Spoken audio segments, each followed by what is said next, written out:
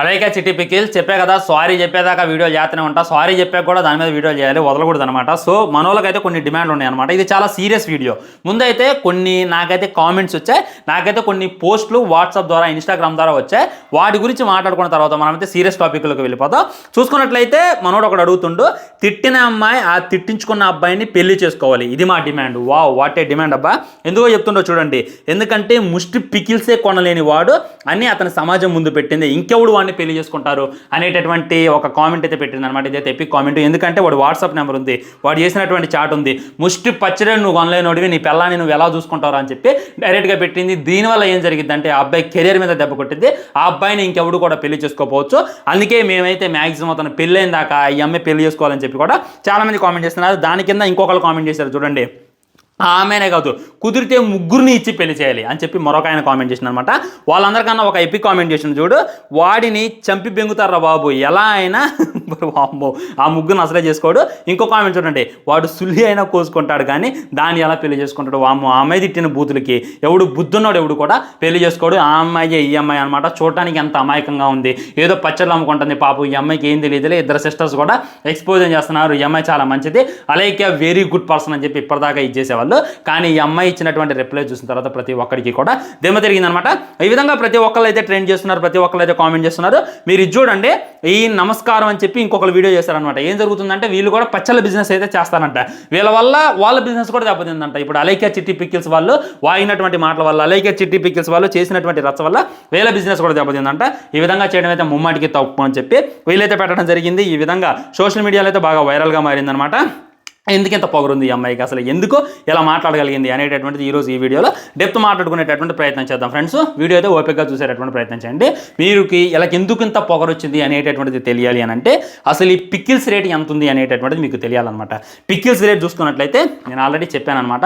చూడండి, 950 రూపాయల నుండి 1200 ఉంది, 1200 నుండి 3000 4000 కూడా ఉన్నాయన్నమాట. కేజీ కావాలంటే ఈజీగా 2000 అయితే, అర కేజీ కావాలంటే ఏదైనా 1000 పైన అవుతుంది అనమాట. ఉదాహరణకి ఈ గోంగూర పచ్చడే తీసుకుందాం, గోంగూర చికెన్ పచ్చడి అని చెప్పి చేస్తుంది అనమాట. చికెన్ ఎంత అయింది, 100 రూపాయలు వేసుకో. 100 రూపాయలు నిజంగా, ఎందుకంటే రీసెంట్గా బర్డ్ ఫ్లూ వచ్చింది కాబట్టి నీకు 100 రూపాయల కన్నా ఎక్కువ పడదు అనమాట. అది కాక ఈ అమ్మాయి సచ్చిన్ కోలేస్తుందో బతికొండ కోలేస్తుందో అనేటటువంటిది నాకు తెలియదు కాబట్టి ఈజీగా ఒక 100 రూపీస్ అయితే నేనైతే చికెన్ అనుకుంటున్నాను అనమాట. ఆ తర్వాత దాంట్లో మ్యాంగో అన్నది, మ్యాంగో 30 రూపాయలు ఉంటుంది, పచ్చి మ్యాంగో వేస్తారనమాట. అది చాలా తక్కువ ఉంటుంది మ్యాంగో అన్నది. మరి యాతది ఏదో తర్వాత సంగతి అనమాట. ఒక 30 రూపాయలు వేసుకుందాం, 130 రూపాయలు కదా. ఇంగ్రీడియంట్స్ నూనె గిన్నె అన్నీ కలిపి చేయడానికి 70 రూపాయలు, చాలా ఎక్కువ. ఎందుకంటే లీటర్ నూనె పట్టదు, అంత కారం పట్టదు, అంత డబ్బులు కావన్నమాట. నేనైతే అందాజా ఇస్తున్నాను అనమాట, 70 రూపాయలు. సో టోటల్గా ఒక ½ కేజీ పచ్చడి తనకు తయారు చేయడానికి పెట్టినటువంటి కాస్ట్ ఈజీగా 200 రూపీస్. డెలివరీ ఛార్జెస్తో 300 తీసుకోండి. సార్ డెలివరీ ఛార్జెస్ 300 ఉండవు, ఒక 50 రూపీస్ ఉంటుంది అనమాట. సరే కానీ తక్కువలో తక్కువ వాళ్ళు ఒక 50 వేసుకోవాలి కదా లాభం అని చెప్పి 300 వేసుకోండి.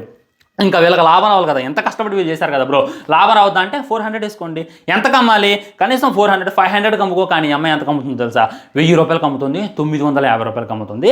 అంటే ఈజీగా తొక్కలో ఈ తొక్కు పచ్చళ్ళు, అంటే ఈ తొక్కు పచ్చళ్ళు, ఈ మ్యాంగో పచ్చళ్ళు, ఒక్క పచ్చళ్ళలో తనకు ఈజీగా మిగిలినటువంటి ప్రాఫిట్ ఈజీగా 500 రూపాయలు అనమాట. ఒక్కళ్ళకి సేల్ చేయడం వల్ల తనకైతే 500 రూపీస్ మిగిలాయి. అబ్బో 500 చాలా తక్కువ బ్రో, ఏముంటుంది 500లో. మీరు ఎక్కడే పప్పులో కలిసేసారనమాట. జాగ్రత్తగా ఏనండి, మీరు స్టన్ అయ్యేటటువంటి విషయాలు చెప్తాను అనమాట. మీకైతే ఫీజులు ఎగిరిపోతాయి. వీళ్ళు ఇన్ని సంపాదించారు అనేటటువంటిది మీరు వింటే మట్టికి నిజంగా మీరు షేక్ అవుతారు. అందుకే ఎంత పొగరు అనమాట. నేనేం చెప్పినా ఒక్క పచ్చడి మీద ఒక 500 లాభం వేసుకుందాం అనమాట.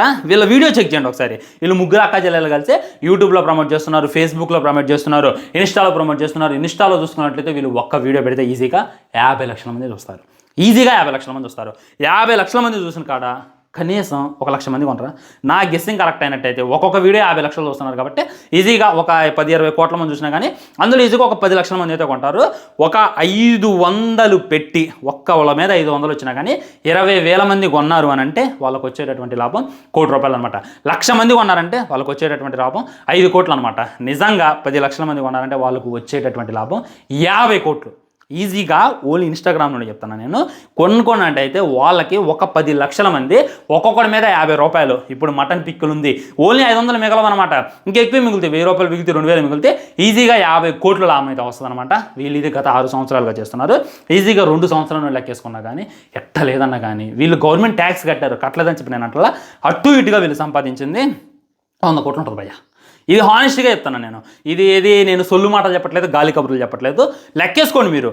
ఒక్కడి మీద 500 మిగిలితే 20,000 మందికి అమ్మితే ₹1,00,00,000 మిగులుతాయి. 1,00,000 మందికి అమ్మితే 5 కోట్లు మిగులుతాయి. 10 లక్షల మందికి అమ్మితే 50 కోట్లు మిగులుతాయి. అటు ఫేస్బుక్లో అమ్ముతున్నారు, ఇటు యూట్యూబ్లో అమ్ముతున్నారు, ఇటు అమ్ముతున్నారు. ఈజీగా ఓన్లీ పచ్చళ్ళ బిజినెస్ చేస్తే ఒక 100 కోట్ల ప్రాఫిట్ అయితే దున్నుకొని ఉంటారు అనమాట. వాము అంత ఉండదులే బ్రో, ముష్టి పచ్చళ్ళకి అన్ని రావుగా బ్రో అని చెప్పి మీరు తక్కువ అంచనా వేసుకోమాకండి. ఎందుకంటే కొంటారనమాట, ఒక్కళ్ళేదన్నా ఒకటైతే కొంటారనమాట. చాలామంది అయితే ఆ బాధ్యతలు ఉంటారు, కానీ ఎవరు మనకు కనపడరు. ఎందుకంటే అదేమీ వస్తువు కాదు. ఇప్పుడు మొబైల్ కొనుక్కున్నామంటే కానొస్తుంది. ఈ విధంగా మొబైల్ అయితే మనం కొనుక్కున్నామని చెప్పి మన కళ్ళెదురుగైతే కానొస్తుంది. కానీ చూసుకున్నట్లయితే కళ్ళెదురు కానరావు, తినేస్తారు కాబట్టి, తింటారు, దొడ్డికి పోతారు కాబట్టి అయిపోతుంది కాబట్టి పట్టించుకోరు. సో మనకెందుకు అని వీళ్ళైతే ఇంతలా సంపాదించేశారనమాట. సో ఈజీగా 100 కోట్లు ఎర్ని చేసినా కానీ అందులో ప్రాఫిట్ పోయి ఒక 50 కోట్లు ఉన్నా కానీ ఇన్ని కోట్లు ఉన్నాయి నా దగ్గర అనేటటువంటి దాని ద్వారా పుట్టింది ఈ బలుపు అనేటటువంటిది గుర్తుపెట్టుకోండి. నార్మల్ వాళ్ళకి రావన్నమాట. ఒక చెప్పులు బిజినెస్ చేసేవాడు రోజు కనీసం 100 మంది కూడా అమ్మలేడు అనమాట. వాడి రోజు కనీసం 2-3 ఏళ్ళు కూడా ఉండవు. అందుకే నెక్స్ట్ అంటే వాడైతే రెస్పెక్ట్ ఇస్తారు కస్టమర్కి. ఆ ఈలు చూసుకున్నట్లయితే ఫస్ట్లో సపోర్ట్ చేయండి అని చెప్పి అడుక్కున్నారు. కానీ ఇప్పుడు చూసుకున్నట్లయితే మాకు సపోర్ట్ అక్కర్లేదు, నా బొక్క అక్కర్లేదు అని చెప్పి పొగరగా మాట్లాడుతున్నారు. మొదటి ఆడియోలో విన్నారు కదా ఏం మాట్లాడారు, పచ్చి బూతులు, వల్గర్ బూతులు అయితే మాట్లాడారు. సెకండ్ వీడియోలో ఏం మాట్లాడారు కదా, ముష్టి ఎత్తుకోపోవే అని చెప్తున్నారు, పోయి పాచి పని చేసుకోపోయి అని మాట్లాడుతున్నారు. నిజంగా చూడడానికి ఎంత అందంగా ఉన్నారు, ఎంత సభ్యత సంస్కారం నేర్పే వాళ్ళగా ఉన్నారు. కానీ ఎలాంటి మాట వీళ్ళకి నోటి నుండి ఎలా వస్తాయి అనేటటువంటిది నాకైతే అర్థం కావట్లా. ఈ విధంగా చాలామంది మొగోళ్ళు అయితే హట్టారనమాట, చాలామంది మొగోళ్ళు అయితే బాధపడ్డారు. ఈ విధంగా మాట్లాడడం తప్పు, మగజాతిని కించపరిచేలా మాట్లాడారు, ఒక అమ్మని తక్కువ చేసి మాట్లాడారు, రంజా కొడక అని చెప్పి నోటుకొచ్చినట్లు వాగారు అని చెప్పి మనం అందరం సోషల్ మీడియాలో మొత్తుకుంటూనే ఉన్నాం. వాళ్ళ పికిల్స్ని వాళ్ళు బ్లాక్ చేసుకున్నారు. కానీ మీరు ఏం పిక్కుంటారో పిక్కోండి, మీరు నా ఎంటకతో బరాబర్, నేనైతే మీకు సారీ చెప్పను అని చెప్పి అలాగే అయితే ధీమా వ్యక్తం చేస్తానంట. ఇలా సిస్టర్ ఫోన్ చేస్తానంటే నేను డిప్రెషన్లో ఉన్నా అంటుందంట. తిట్టేది నువ్వే, డిప్రెషన్లోకి పోయేది నువ్వే, ఎర్రిపూకులు మేమా చెప్పు, నిన్ను అడుగుతాం అలాగే డైరెక్ట్గా. అన్ని అమ్మ నా బూతులు తిట్టింది నువ్వే, వాడిని అమ్మని తిట్టిన వాళ్ళు లంజా కొడక అన్నావు, అదన్నావు ఇదన్నావు, అందరిని తిట్టేది నువ్వే, నోటుకొచ్చినట్టు వాడు దాన్ని ఉన్న పాష్ పని చేసుకోపోన్నావు, నోటుకొచ్చినట్టు వాగేది నువ్వే, కానీ డిప్రెషన్లో పోయే కూడా నువ్వే. మేము ఎందుకు అన్నీ నువ్వే అయితే అనేటటువంటిది నాకైతే అర్థం కావట్లేదన్నమాట. నటిత్తనే ఏం లేదురా బాబు. ఇండియా మొత్తం కూడా సొల్లుగాళ్ళు ఉంటారు. సంక చూపిస్తే చాలు సొల్లు గర్చుకుంటా ఫాలోవర్లు కొట్టేటటువంటి యూత్ ఉంది మాకు. దాంట్లో మాకు ఫిగర్ చేయాల్సిన అవసరం లేదు. మేము ఎందుకు సారీ చెప్పాలి, మాకు సారీ చెప్పాల్సిన అవసరం కూడా లేదు. ఒక 2 నెలలు అవుతాం, ఒక 45 రోజులు అవుతాం, ఆ తర్వాత మళ్ళీ స్టార్ట్ చేస్తాం మా బిజినెస్ ఆపేటటువంటి వాళ్ళు లేడు. కరోనా కొడుకులు ఉన్నంతకాలం కూడా మా బిజినెస్ నిలబడిద్ది అనేటటువంటిది వీళ్ళ ధీమా. లేకుంటే వచ్చి ఒక్కసారన్నా సారీ అవుతారు కదా భయ్యా. మీరు 13 నిమిషాల కూడా తను ఎక్కడ కూడా సారీ చెప్పలే, ఏదేదో మాట్లాడుతుంది అనమాట. ఈ విధంగా ఇవన్నీ వింటున్నప్పుడు నాకైతే బాధగా అనిపించింది నిజంగా. నేను గత 6 సంవత్సరాలుగా వీడియో చేస్తున్నా, నాకు కనీసం 60K ఫాలోవర్స్ లేరబ్బా ఇన్స్టాగ్రామ్లో. ఎందుకు లేరు? వాళ్ళు ఏం చేస్తున్నారు? వాళ్ళు ఏమన్నా సినిమా రివ్యూలు ఇస్తున్నారా, ఏమన్నా కంటెంట్ చెప్తున్నారా?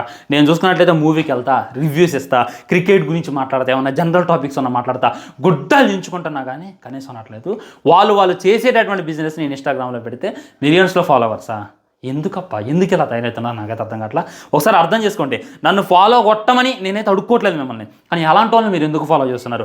ఎందుకు అలాంటి వాళ్ళకి తలపోగరెక్కిస్తున్నారు? ఎందుకు అలాంటి వాళ్ళని ఫాలో చేస్తే మగవాళ్ళందరినీ, అమ్మని నాన్నని కించపరిచేలా మాట్లాడుతున్నారు అని చెప్పి వాళ్ళని ఫాలో కొట్టిన ప్రతి ఒక్కరిని అయితే నేనైతే అడుగుతాను అనమాట. ఎనీవే చాలా హ్యాపీ. ఒక్కరిని తిట్టగానే యూత్ అంతా ముందుకు వచ్చేసింది, ఒక్కరిని తిట్టగానే సోషల్ మీడియా అంతా కదిలిపోయింది. వాళ్ళది బ్యాన్ చేశారు. కానీ ఇంకెలాంటి వాళ్ళు పుట్టకొస్తారు. మందే ఉంది, ముందు చూపించి సంఖ చూపించి మంచిగా ఫాలోవర్స్ సంపాదించుకో, మా బిజినెస్ చేసుకోవచ్చు అని చెప్పి చేసేటోళ్ళు ఇంకా ముందు పుడతారు. అలాంటి వాళ్ళు అందరూ రాకూడదు అని అంటే మీరు మారాలబ్బా, నిజంగా మారాలి.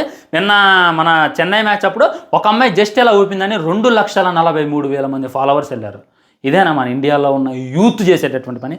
ఒకసారి ఆలోచించండి. మంచిగా కంటెంట్ ఇచ్చేవాడికి ఫాలో కొట్టండి, మంచిగా అది అమ్మాయిని అబ్బాయిని అది వదిలేయండి. ఏమొస్తుంది మీకు అవి చూస్తే? దానికన్నా గూగుల్లో డౌన్లోడ్ చూసుకోవచ్చు కదా అనేటటువంటిది నేను అడిగేటటువంటి డైరెక్ట్ క్వశ్చన్ అనమాట. కాబట్టి ఎలాంటి వాళ్ళని ఫాలో అయ్యి మీ ఇజ్జత్ మీరు తీయొద్దు, వీళ్ళకి తలపొగరెక్కియొద్దు అని చెప్పి నేనైతే కొనుక్కుంటున్నా. జస్ట్ కరువు బ్యాచ్ నా కొట్టుకొని 100 కోట్లు కొట్టిందంటే ఈ అమ్మాయి, ఇంకెంతమంది ఉన్నారు ఎలాంటి వాళ్ళు అనేటటువంటి గుర్తుపెట్టుకోవాలి. సో అలైక్య ముందురా, సారీ చెప్పు, క్షమాపణ చెప్పు, చేతులెచ్చి జోడించి అడుక్కు అందరినీ క్షమాపణ. ఇదైతే నీకైతే లాస్ట్ ఛాన్స్ అనమాట. ఒకవేళ నువ్వు అడుక్కోలేకపోయినవా ఇంకో వీడియో అవుతుంది, దీంట్లో అయితే డౌట్ పెట్టుకోవాల్సిన అవసరం లేదు. ఎందుకంటే మా వాళ్ళు మస్తు రకడ మీద ఉన్నారు, మస్తు ఫైర్ మీద ఉన్నారు. నీ మీద వీడియో చేస్తే ఒక్క నెగిటివ్ కామెంట్ కూడా నాకైతే రావట్లేదు, అర్థం చేసుకో. సో కాబట్టి మారాలన్నమాట, మార్పు అనేది ఎక్కడ నుండే మొదలైంది అని చెప్పి నేనైతే మనస్ఫూర్తిగా కోరుకుంటున్నా. ఉంటామని బై. ఛానల్ని సబ్స్క్రైబ్ చేయండి, వీడియో లైక్ చేయండి, వీలైనంత షేర్ చేయండి. వందే మాత్రం జై.